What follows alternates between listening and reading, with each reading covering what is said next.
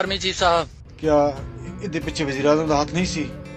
क्या वजीर कानून का हाथ नहीं सी? दोस्तों, कप्तान पर होने वाले जुल्म के खिलाफ एक फौजी हवलदार सब कुछ छोड़कर कप्तान के साथ आकर खड़ा हो गया और सोशल मीडिया पर अपनी आखिरी वीडियो शेयर करते हुए पाकिस्तानी कौम को बड़ा पैगाम दे दिया। दोस्तों, जैसे कि आपको पता है कि पूरे पाकिस्तान में के खिलाफ शदीद जुल्म हो रहा है, जिसकी वजह से पीटीआई की मरकजी क़यादत और कारकुनान पीटीआई छोड़कर जा रहे हैं। ऐसे में पाक फौज का एक बहादुर हवलदार शर्जील खान इमरान खान के साथ आके खड़ा हो गया है। आर्मी चीफ साहब, अब मैं आपसे पूछता हूँ कि आप क्या चाहते हैं?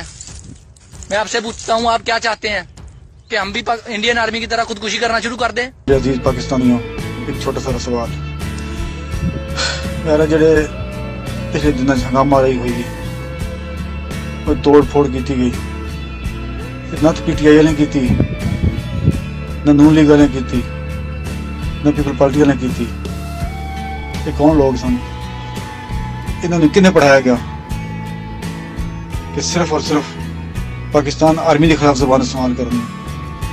क्या इहदे पिछे वज़ीर-आज़म दा हाथ नहीं सी? क्या वज़ीर कानून दा हाथ नहीं सी? जिथे कोर कमांडर हाउस को अग लाई गई, उहदे सामने जाके देखो, बहुत बड़ा पोस्टर लगा जिससे मरियम नवाज की तस्वीर है, शहबाज शरीफ की तस्वीर है, लेकिन किसी ने पत्थर तक नहीं मारा।